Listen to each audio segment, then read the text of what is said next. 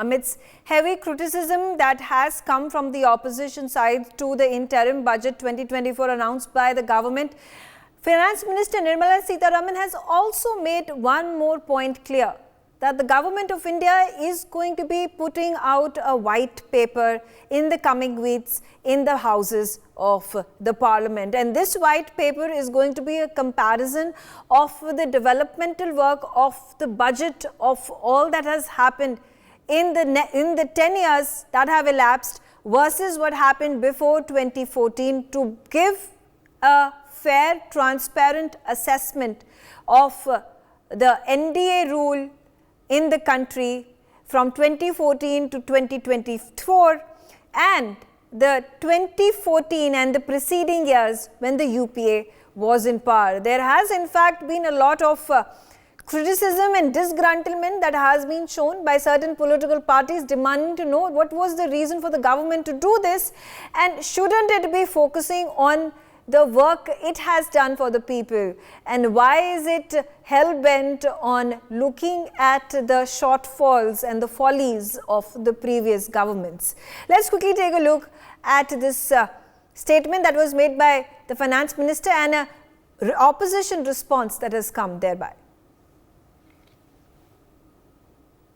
It is now appropriate to look at where we were then. I repeat, it is now appropriate to look at where we were then till 2014 and where we are now, only for the purpose of drawing lessons from the mismanagement of those years.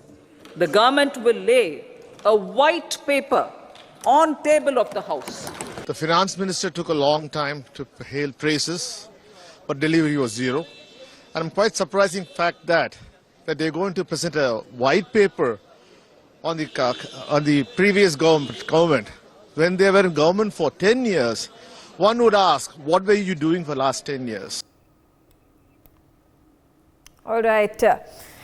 So that's an interesting turn of events, and the announcement to put out the white paper and discuss how the government has performed in the past 10 years and what the situation was in 2014 is going to be an interesting comparison that needs to be studied and inferred. Let's start my conversation with Savio Rodriguez, BJP leader. Savio, if we today compare the interim budget that was announced by the then finance minister P. Chidambaram in 2014 versus the interim budget in 2024, and we've put out these graphs as well, and I'd like to focus on certain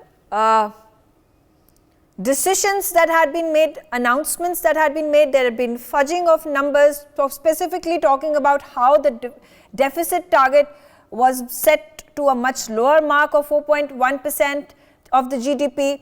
There were a number of subsidies that had been rolled over to the next year in a bid to contain this fiscal deficit for 2014. In fact, he had brought down the deficit by slashing the capital expenditure, but did not reduce the subsidies, which meant that because the capital expenditure had been reduced, there was no developmental works that were happening within the country. There was no job creation that was taking place in the country. In fact, there were tax cuts on cars, bikes, fridges, vacuum cleaners, computers, mobile phones. This despite the fact that there was a huge fiscal deficit that the government was facing at that point of time.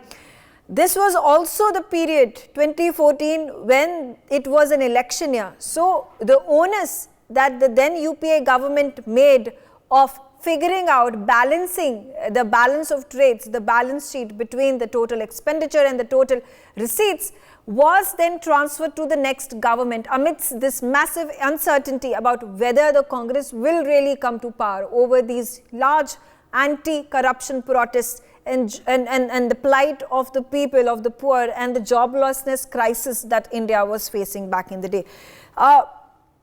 Will this white paper that is going to be released in the budget session in the coming days give a clearer picture and work in favor of the BJP in wake of the Lok Sabha elections now? Well, the white paper for the country is very important, and I'll tell you why. Because if you do an analysis of what the government has done, that's the current Narendra Modi government has done in the last 10 years, vis-a-vis what was done in the UPA, there are glaring changes that have happened. Now, you can look at it in a myopic vision, you can look at it negatively, or you can look at it from a positive point of view. And I think, and I believe, because we've been doing a lot of assessment for our new book on the policies of the government, Amit Bagaria and myself, and you would see in the book when we bring it out that there has been transformational changes that the Narendra Modi government has made as far as taking India ahead is concerned. And that start of taking India ahead is always in the budget. The budget draws the outline for the nation and the government in a particular financial year on the plans and projects that the government has in continuance to its vision. And what you're seeing in the interim budget is the continuation of the vision of Prime Minister Narendra Modi as far as taking India ahead is concerned. And I think it's very important to understand that, because let me give you an example. One of the most enduring aspects or projects of the government of India that has actually got me to interact with the government, to follow Prime Minister Modi, has been his humanitarian concern over something as simple as the toilets for in the country, and the growth of toilets in the country, and the safety and the security mechanism it provides for the women. And this is exactly what Prime Minister Modi is doing, and he's using the budget to outlay the plans that this country needs to progress and to become an economic twin. Yeah, fair enough. Deshathan Nigam, now I will just put out, those graphs are playing out on my screen right now, and I'm going to put out these figures as well one by one. When we talk about the unemployment rate in 2017-18, it was 6.1%.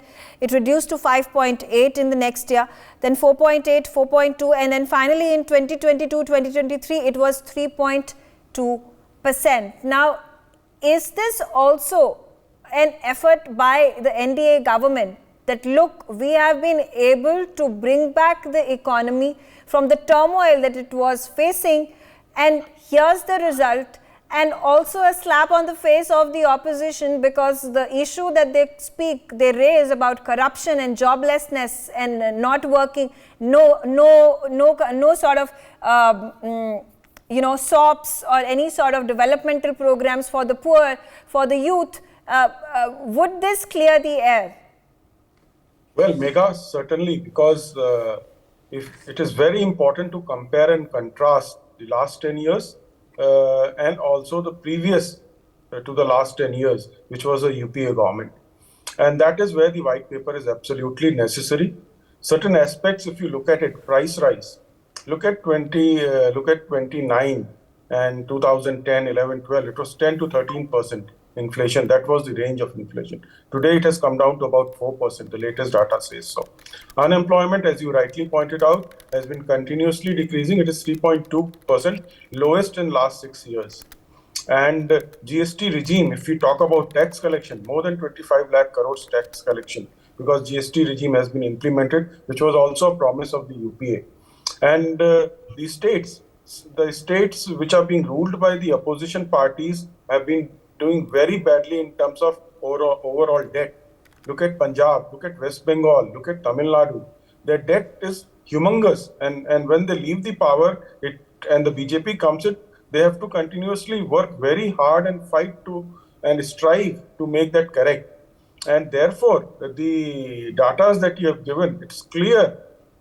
The delivery system, the delivery mechanism on the ground, transparency, lack of corruption because of the digital direct benefit transfers. So nobody can deny that. Okay. Even opposition cannot deny that. They may do it. And it is absolutely necessary to expose their previous rule, because politics is about competition, exposing each other. And unless until you expose the other side, the opposition, people will not get to know and to compare which is a better regime. Okay. Where we were and fair where enough. we are so now. Then, my question will be, Advocate Manasvi Thapar, I don't remember in the last several years if there has been a finance minister who has decided to release the white paper in the House after a budget or after an interim budget or after 5 years of a government have gotten over. Should there then not be a rule that the governments need to release this, because there needs to be transparency, there needs to be fairness, there needs to be people who need to be given the account of how the government functions and how economy is taken forward? I think it's a great white paper, but the white paper coming at a time of 2024, while this white paper talks about 2014 and not 2023 and not 2022 or after 2014 when the BJP came into power. So this white paper has its own loopholes. While I welcome the step of the white paper should be, and on a more democratic front, it should be on your government's performance. Yes, we failed at, for example, that the decline in agriculture growth from 2014, it has been 4.6 to 1.8 as of now, which is the lowest in so many years. So these kind of white papers should be out, and the government should be talking about what they missed out. And it is not the government as a political party which misses out, it is as a country which we are missing out. But what we see as of now in this interim budget or the white paper announcement is that this is all about selectivity of what went wrong according to NDA in the UPA, and not on the performance metrics of 2023. What was their performance? What is the it is the record low of education spending, of welfare scheme in SC, ST and OBC, on women and children development. The funds which were allocated last year have not been deployed till date. So this is what the white paper I was expecting to come out. If it's a great step, a white paper should have been. But what the white paper of my finance minister is coming out with is of a report of a 10-year-old government, which is no more in power, which does not look into coming into power in the next year or the next 5 years. So no, most definitely, the BJP is going to employ this tool to showcase its progress, the success that it has been able to build, and it is going to be lauding over it. And if there is going to be a comparison that will have to be made in the government previous to 2014, then so be it. In fact, that may have been the only purpose for the government to come up, for the finance ministry to be asked, to be directed that a white paper be brought out, and to the advantage of the BJP. And Savya, would you like to answer this question? What Advocate Thapar has said, that it should be a fair assessment. When you are talking about bringing in white papers, then you bring it year after year or 5 year after 5 year to ascertain, to take a review of what has gone wrong, what has gone right, and then move forward in a judicious way, taking informed decisions and also keeping the citizens of the country informed. Why should it become a political ploy? Well, I don't think it's a political ploy. You see, when you're doing a comparison and you're doing an analysis, you're looking at 10 years performance of one particular government vis-a-vis 10-year performance of another particular government. I think the yardsticks or the measurement that is being utilized by the current government is fair. I don't see why you would question it, because UPA had 10 years of governance at that point of time. You got the NDA has got 10 years of governance at this point of time. That comparative analysis is for the country to see. And you're comparing apples to apples. You're not comparing apples to oranges. What you are really doing is looking at 10-year performances, because the UPA government was for 10 years. The NDA government is going to complete its 10 years. And that is what the people of India need to know. So I don't understand why. Fair enough. But do you also feel that the governments should come out, irrespective of whether it is the NDA or the UPA or a coalition, but there needs to be a fair assessment and transparency that should be brought forth for the public, and do this every 5 years after your term gets over? You see, Megha, for you to do a comparative analysis has to compare with something, right? Yeah, so compare it to the last 5 years, whether it is your own government or somebody else's government. I'm completely in agreement with you. I think they should make it a habit to bring in a white paper every year, not necessarily 10 years, but it's a step in the right direction. Okay. So why should that be a question? Okay, all right. Deshatan Nigam, so again, at this point where the economy is doing fantastically well, you have a 7% growth rate, a $7 trillion economy goal, highly achievable at this point in time. There's a Viksit Bharat 2047 goal that has been envisaged by the government of India. So, do you think this could also be a highly ambitious dream, and the position that government puts itself in could be precarious, keeping in mind that there could be a number of challenges in attaining it? Thing which it is saying now in 2014, then I would have said it's a challenge and it could be precarious. But with a sound base which has been prepared, then the targets that they have set are very achievable. The higher capex, investment, the emphasis on infrastructure, rural development, economy, women's participation, which is going up in employment. These are the factors which are, creating that chain reaction in every sector of the economy. One of the highest, foreign investment coming into India, and the confidence India has in the world. The businesses which are leaving China, they are looking up to India to provide them favorable investment opportunities, which government of India is working on. So I don't think it is unachievable. We are on moving towards a higher side. And if you compare it 2014, where we were in fragile 5 economies. Now we are in the top 5, going to be the 3rd largest economy in a few years. So on all the parameters, if you look at it, these are wonderful parameters. The hope which the world has on India, which India has to justify through its own regulatory mechanism, the investment atmosphere, and lot has been done and lot is being done also. That is what we expect from our government. And compare and contrast is absolutely necessary to educate our own people as to how you should vote for a particular party or alliance. Okay, all right. Advocate Manasvi Thapar, I was making these notes during the governments that shifted from 2014 from the UPA to the NDA, and then there was a 5-term, and after which 2019 happened, and again an interim budget came out, and the interim budget in 2024 by Nirmala Sitharaman.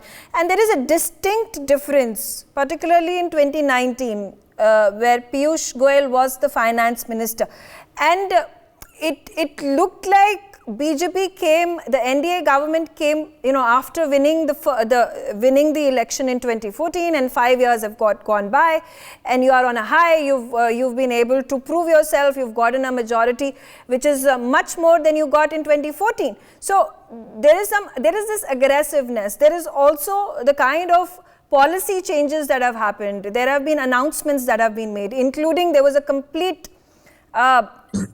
tax slab change that had been done during an interim budget. There was change in income tax rates. There were standard deductions that had been completely raised from, I think, 30,000 to 40,000. And then there were large number of welfare schemes, and particularly talking about the 75,000 crore rupees that had been allocated for the Prime Minister's Samman Yojana. Now that had not been done previously during the interim budgets that had been announced by the previous governments. Vis-a-vis the comparison that we draw to today, when the budget has been announced, it has been, do you think this comes across as a government now coming of age and becoming maturer as years have passed by, as terms have passed by, and better understands and is self-confident in the fact that it has done good work, it has brought the structural reforms, the long-term campaigns, the long-term schemes and the implementation of them have also borne fruit, and therefore the people are gaining confidence of the people of the country? See, one thing which we have to give it to this government is they understand the pulse of the people very well. And this particular budget is a very confident budget. When you say about this, I totally agree on you when you say this. It's a matured understanding. The government has matured. The political leaders of BJP right now have matured. And they also know the opposition does not hold any stand in terms of fighting them. And also the recent victory of Vidhan Sabhas and the Ram Mandir and the wave across India in favor of Prime Minister Modi and BJP is there. So this gives them the added advantage. No other government in the past have got this. So the confidence and maturity comes from this particular facts, and also with this, there is some kind of policy maturity which is happening. The industry, which earlier in 2019 till 2014 and 19, the learning phase, the learning curve of the government was not there. Right now, government is also acceptable towards industry. They give an ear to the industry, they listen to them, and then the policy making is happening. Though it is still fabricated, but I feel in the futures to come, if the white paper is not just to bring the opposition down, but to make sure the country moves forward, it's a year-on-year white paper. So we know as a country, not as BJP versus Congress, but as what went well last year and what didn't go well, and how we can improve together as a country. I think that's going to be a great game changer for the country as a whole.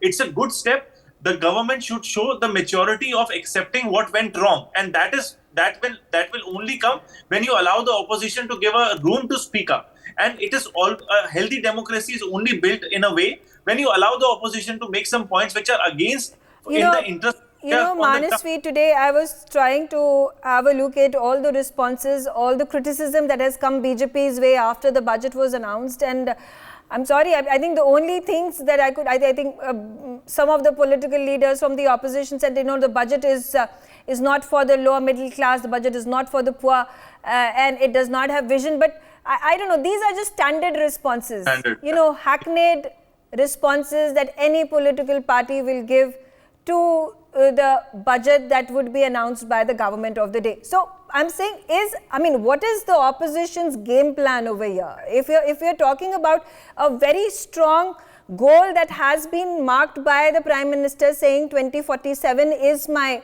ambitious target to reach, what is the opposition offering in contrast?